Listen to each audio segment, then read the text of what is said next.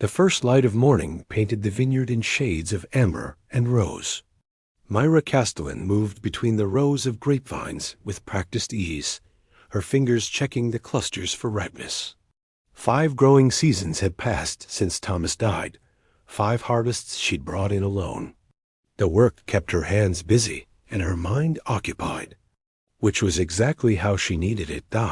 She was inspecting a particularly promising vine. When she heard it a sound so faint, she almost dismissed it as wind through the leaves. But there it was again, a soft, deliberate tap against the wooden gate at the property's edge. Myra straightened, brushing soil from her hands. No one came out this far. Her vineyard sat at the edge of the settlement zone, where the purple grass of the native landscape met the cultivated earth of human agriculture. She'd chosen this isolation deliberately after Thomas's death, craving distance from sympathetic looks and well-meaning questions. The tapping came again, more urgent this time. She walked toward the gate, her boots crunching on the gravel path. When she pulled it open, the words she'd been preparing died on her lips. A figure stood in the road, tall and lean, with skin that seemed to shift between deep blue and violet in the morning light. Bioluminescent patterns traced along his neck and forearms, pulsing faintly like a second heartbeat. His eyes were large and dark, with vertical pupils that contracted in the sudden brightness. He wore clothes that had once been fine, but were now torn and stained with travel. But it wasn't the alien man who made Myra's breath catch. It was the 2 small children clinging to his legs. They couldn't have been more than 4 or 5 years old by human standards, their bodies thin to the point of frailty. The same bioluminescent markings adorned their skin, but theirs barely glowed, as if even that small light required energy they didn't have. Their eyes were enormous in their gaunt faces, watching her with a mixture of hope and terror. The man spoke, his voice carrying a melodic accent. "Please, I don't ask for charity." He swallowed hard, his throat working. "I'll work. Any labor you need. I'm strong, I learn quickly. Just ... please. They need food." His hand rested protectively on the nearest child's head. The little one pressed closer to his leg. Myra looked from the man to the children, then back again. She'd heard stories about alien refugees, about the displacement caused by the territorial conflicts 3 systems over. Most settlements had strict protocols about taking in outsiders. But standing here, looking at those children, how long since they ate? She asked. The man's luminescent patterns flickered. 2 days. Maybe 3. We've been walking. Myra stepped back and opened the gate wider. "Come inside." Relief washed over the man's face so completely that his markings flared bright. "Thank you. Thank you. I'll work hard, I promise."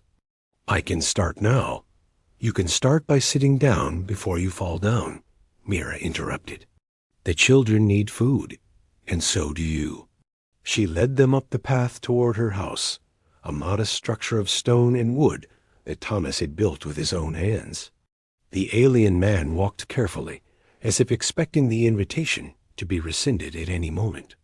The children stayed pressed against him, their small feet barely making sound. Inside, Myra guided them to the kitchen table. The man helped the children into chairs, but remained standing himself, his posture rigid with caution.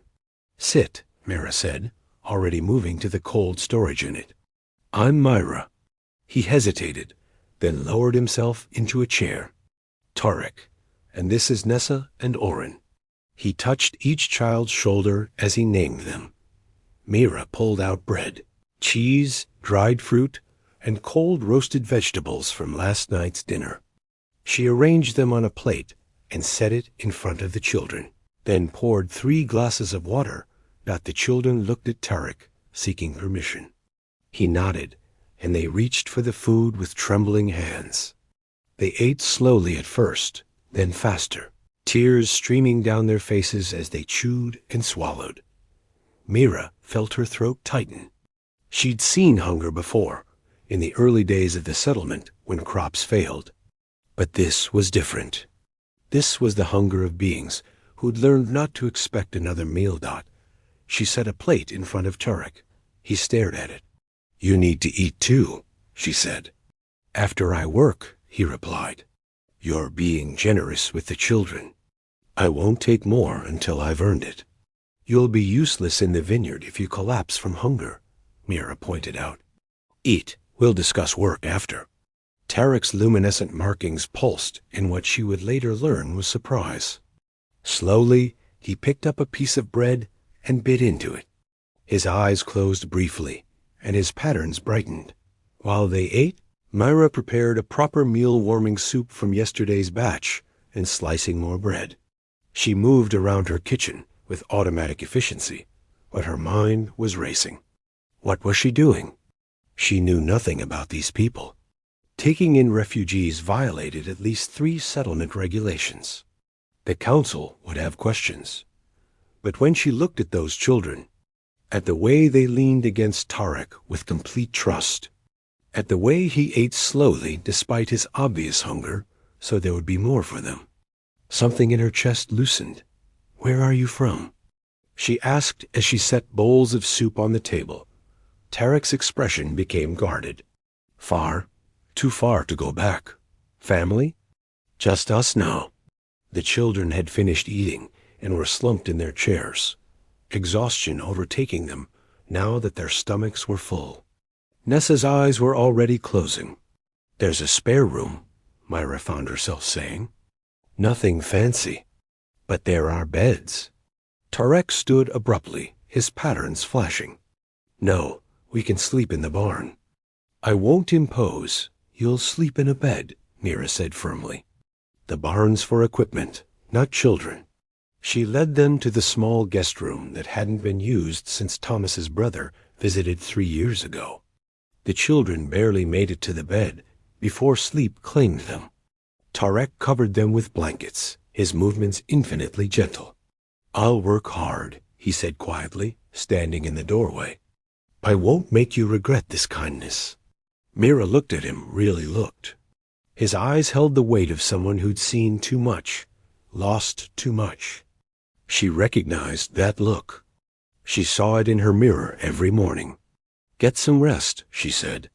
"Tomorrow we'll figure out the rest." But as she walked back to the kitchen, she wondered if she'd just made the wisest decision of her life, or the most complicated one. Perhaps, she thought as she began cleaning up, it was both. Outside, the sun climbed higher over the vineyard, and the day began in earnest. Inside, 3 refugees slept the sleep of the truly exhausted, finally safe, at least for now, and Mira Castellan, who thought she'd learned to live with solitude, felt the first crack in the walls she'd built around her heart. The morning sun streamed through Myra's kitchen window as she prepared breakfast. She'd woken before dawn as usual, but this time she wasn't alone in the house. The awareness of 3 sleeping strangers under her roof felt both strange and oddly comforting. She was setting out plates when Tarek appeared in the doorway. His bioluminescent patterns were dim in the morning light, and his hair, a deep indigo color, was tousled from sleep. He looked rested but immediately alert, his posture defensive. "The children?" Myra asked, still sleeping. His eyes scanned the kitchen, taking in every detail. "I should start working." "What do you need done?" Mira gestured to the table. "I need you to sit and eat breakfast." "I haven't earned." "Tarek." She met his eyes directly. "You're not a servant here." "You're?" She paused, uncertain how to finish. "What were they?" "You're a guest. And guests eat breakfast." His luminescent markings flickered in confusion, but he sat. Mira served eggs from her small chicken coop, toasted bread, and fresh berries. They ate in silence, the only sound the distant chirping of morning birds. "Tell me about your vineyard," Tarek said finally. Myra looked up, surprised. Most people avoided questions, afraid of touching old wounds. "It's a hybrid operation." We grow earth grapes grafted onto native rootstock. The purple grass planet soil has unique properties, gives the wine an unusual flavor profile. It's becoming popular off-world. You run it alone? For 5 years now. She didn't elaborate, and Tarek didn't push. I've worked farms before, he offered. On my home world. Different crops, but the principles are similar. What did you grow? His patterns dimmed. Lumina flowers. They bloom once every 3 years and produce a nectar used in... He stopped. It doesn't matter now. The sound of small feet padding across the floor interrupted them. Nessa and Oren appeared, rubbing their eyes. They looked better than yesterday, less haunted, though still painfully thin. Mira smiled at them. Hungry? They nodded shyly, and she set about preparing more food. The children ate slowly this time, savoring each bite. Tarek watched them with such obvious love that Mira felt her chest tighten. After breakfast, Tarek insisted on working. Mira led him out to the vineyard, where the morning dew still clung to the leaves. The children followed, staying close to Tarek, but beginning to look around with curiosity. These vines need pruning, Myra explained, demonstrating the technique. We remove the excess growth to concentrate the plant's energy into the best grape clusters. Tarek watched intently, then took the pruning shears. His first few attempts were clumsy, but he learned quickly, his long fingers developing a rhythm. Myra found herself watching the way he moved, graceful despite his size, completely focused on the task. You're a fast learner, she said. His patterns brightened. A blush, she realized. I was a scholar before. Before all this. What did you study? Botany, agricultural science. I was researching cross-species pollination when... He trailed off, his markings dimming again. Myra wanted to ask more, but something in his posture stopped her. Instead, she showed him how to check the irrigation system. Nessa and Oren played nearby, using sticks to draw patterns in the soil. Their laughter, tentative at first, grew more confident as the morning progressed. By midday, they'd completed an entire row. Tarek's efficiency impressed Mira. He worked with the intensity of someone trying to prove his worth. When she called for a lunch break, he hesitated. The work isn't finished. The work is never finished on a farm, Myra interrupted. That's why we eat. They sat under the shade of an ancient tree at the vineyard's edge, a gnarled oak that predated the human settlement. Myra had packed sandwiches and fruit. The children ate eagerly, their faces already showing more color than yesterday. Why did you help us? Tarek asked suddenly. Myra considered the question. Because you needed help. Most humans wouldn't. I'm not most humans. She paused. And maybe I needed this too. The house has been too quiet. Tarek's dark eyes studied her. You lost someone. It wasn't a question. Mira nodded. My husband. 5 years ago. Equipment accident during harvest. I'm sorry, so am I. She watched Nessa try to climb the oak tree, with Oren encouraging from below. What about you? Are they yours? Tarek's patterns pulsed with complex emotion. Not by birth. I found them in a detention facility on Kepler Station. Their parents were killed in the Outer Rim conflicts. The authorities were going to separate them, send them to different processing centers. His jaw tightened. I couldn't let that happen. So you took them?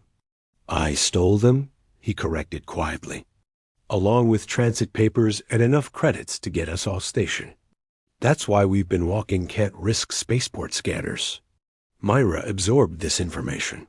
She should be alarmed, should report this to the Settlement Council. Instead, she felt a surge of respect. You gave up everything for them. They gave me a reason to keep moving forward. Tarek's luminescent markings brightened as he watched the children. After I left my home world, I felt hollow, like I was just going through motions. Then I saw their faces through that detention center window, and something woke up inside me. What did you lose? Myra asked softly. Tarek was quiet for a long moment. My freedom of choice. My world practices arranged unions, political marriages, to strengthen family alliances. I was engaged to someone I barely knew, someone cruel. When I refused to go through with it, ... He touched his neck, where a thin scar cut through his bioluminescent patterns. Let's just say my family didn't accept my decision gracefully. They hurt you? They tried to make me compliant. It didn't work. His voice hardened. So I ran. Disgraced my entire lineage. In my culture, I'm considered worse than dead. Myra reached out instinctively, her hand covering his. His skin was cool, slightly textured, and his patterns flared at the contact. They both froze, awareness crackling between them. I'm sorry, Myra whispered. No one should be forced. Neither should you. Tarek's eyes met hers. Be forced to live alone with grief, I mean. This vineyard, this house, they're beautiful. But they feel like a shell you're hiding in. The observation hit too close to truth. Myra pulled her hand back, standing abruptly. We should get back to work. They spent the afternoon working in comfortable silence. Tarek proved invaluable. His scholar's mind grasped the vineyard's complex ecosystem quickly. He asked intelligent questions about the grafting process, the soil composition, the native planet's seasonal patterns. As the sun began setting, painting the purple grass in shades of crimson, Myra showed him the wine cellar. Rows of barrels lined the cool underground space, each one representing a year's labor. This is Thomas's last vintage, she said, touching one barrel. I haven't been able to bottle it. Every time I think about it, it makes the loss real, Tarek finished. Yes, he stood beside her in the dim cellar. On my world, we have a saying, the sweetest wine comes from grapes that survived the storm. Perhaps this vintage will be your best because of what you endured to make it. Myra looked at him, really looked. His alien features no longer seemed strange. Instead, she saw kindness in his dark eyes, strength in his scarred neck, hope in the way his patterns glowed softly in the cellar's shadows. Help me bottle it, she said impulsively. Tomorrow. I think I'm ready. Tarek's markings brightened until the entire cellar glowed with soft blue light. I would be honored. That evening, Myra taught the children a simple card game while Tarek prepared dinner. He insisted, saying he needed to contribute. He moved around her kitchen with surprising skill, creating a fragrant stew from vegetables and herbs. You're a good cook, Myra observed. I lived alone for 2 years before finding Nissa and Oren. You learn quickly when the alternative is starvation. After dinner, the children grew sleepy. Tarek carried them to their room, and Myra found herself following. She watched him tuck them in, singing a soft melody in his native language. The bioluminescent patterns on his skin pulsed in time with the music, creating a gentle light show. When he finished, they stood together in the doorway. Thank you, Tarek said quietly. For today. For all of this. I know we're a risk. You're not a risk. Myra surprised herself with the certainty in her voice. You're something good that I didn't know I was waiting for. In the dim hallway, Tarek's patterns glowed brighter. He reached out slowly, giving her time to pull away. When she didn't, his hand cupped her cheek. His touch was gentle, almost reverent. Myra, he whispered. I don't want to presume. She kissed him. It was brief, barely more than a brush of lips, but it sent electricity through her entire body. Tarek's bioluminescent markings flared brilliant blue, bathing them both in light. When they pulled apart, both were breathing hard. I'm sorry, Myra stammered. I shouldn't have. Don't apologize. Tarek's voice was rough with emotion. "Please don't apologize for something I've been wanting since this morning." They stood in the hallway, the air between them charged with possibility and uncertainty. From the guest room came the sound of children's soft breathing. From outside, the evening wind whispered through the grapevines. "This is complicated," Mira said. "Everything worth having is." The settlement council. "Tomorrow's problem." Tarek's thumb traced her cheekbone. "Tonight, can we just ... be?" Myra nodded, and they walked back to the living area, hand in hand. They sat on the couch, talking quietly about everything and nothing, his homeworld's 3 moons. Her childhood learning winemaking from her grandfather, the children's favorite games, the future they both feared and hoped for. When Tarek finally retired to the guest room, Mira lay in her own bed, staring at the ceiling. Her lips still tingled from that brief kiss. Her hand still felt warm where he'd held it. For the first time in 5 years, the house didn't feel empty. And for the first time since running, Tarek felt like he'd found home. Outside, the purple grass swayed in the night breeze, and the stars wheeled overhead. Tomorrow would bring its challenges, settlement protocols, suspicious neighbors, the reality of their impossible situation. But tonight, under the same stars, 2 broken people had found the beginning of something whole.